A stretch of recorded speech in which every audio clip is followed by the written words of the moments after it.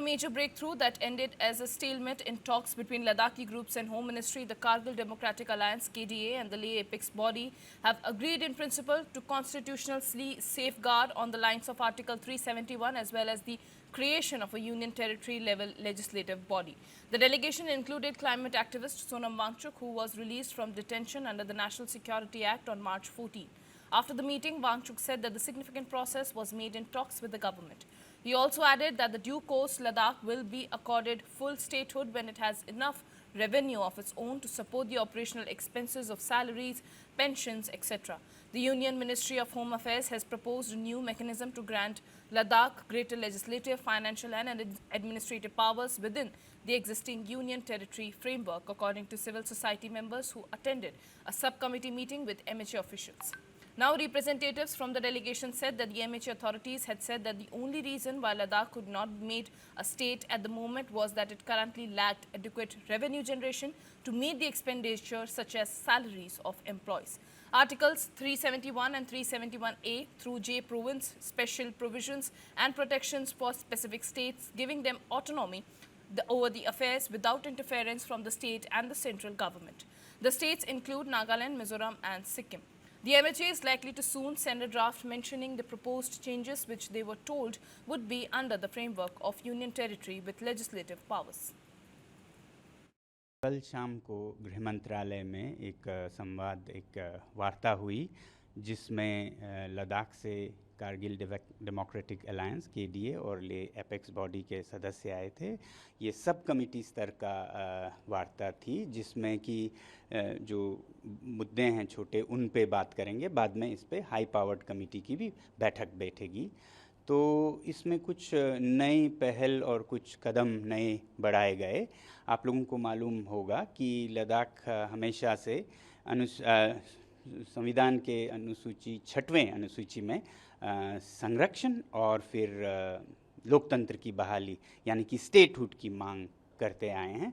तो स्टेटहुड और 6 शेड्यूल के बारे में सरकार का ये पक्ष था कि 6 शेड्यूल को हम नहीं दे पा रहे हैं मगर आपको 371 जो संविधान का है उसमें दे सकते हैं। ये उन्होंने पहले प्रस्ताव रखा था मगर हमारी ये समस्या थी कि 371 बिना किसी विधानसभा के जहाँ पर लॉ मेकिंग बॉडी असेंबली हो उसके माने नहीं रखता है। और उनका अभी तक मत था कि 371 एक काउंसिल लेवल पे दें। जैसे अभी 2 हिल काउंसिल्स हैं ले में, तो या उन 2 को दें या फिर 7 नए ज़िले बने हैं तो उन 7 में काउंसिल्स दे के फिर 371 दें।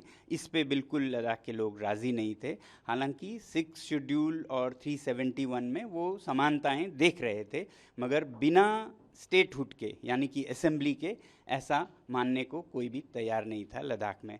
तो पहल कल ये हुई कि स्टेटहुड जो है वो हमारा मंजिल रहेगा क्योंकि अभी लद्दाख में अपनी उत्पादन कहें या रेवेन्यू जिसे कहते हैं अपना आमदनी नहीं है कि वो सरकारी मुलाजिमों के खर्चे उठा सके उनके पेंशन्स के। तो वो जब तक ना हो तब तक ऐसा एक असेंबली दिया जाए जो स्टेटहुड नहीं हो मगर हो पूरे लद्दाख के स्तर पर एक असेंबली जिसमें चुने हुए सदस्य निर्णय करें, वो ही कानून नियम बना सकें। ये पहले नहीं था लद्दाख के स्तर का ऐसा एक असेंबली जिसमें नियम बनाने के वो हो पावर्स हों। तो ये पहल कल हुई जिस पे हम फिर 371 जो कि के बनेगा उस पे सोच सकते हैं। ऐसा कल बात हुई मगर अभी फैसला पूरा नहीं हुआ है क्योंकि इसके जो विस्तार हैं डिटेल्स हैं वो अभी भी काम होने वाला है क्योंकि मेन तो डिटेल्स में रहता है कि क्या हो।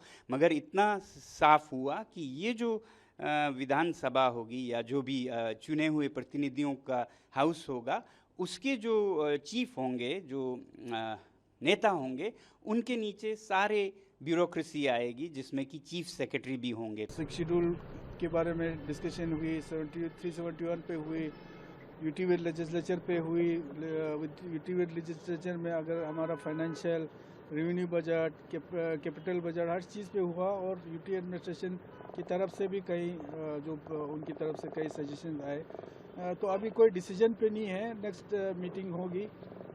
तो मुझे लगता है कि एक तरीके से जो है अब किसी कंक्लूजन की ओर बढ़ने का एक मुझे लगता है कि एक वो चल रहा है। बहुत जल्दी नेक्स्ट मीटिंग होगी, तो उस समय जो भी सामने आएंगे उसके बाद हाई पावर कमेटी में कोई ना कोई डिसीजन होगा।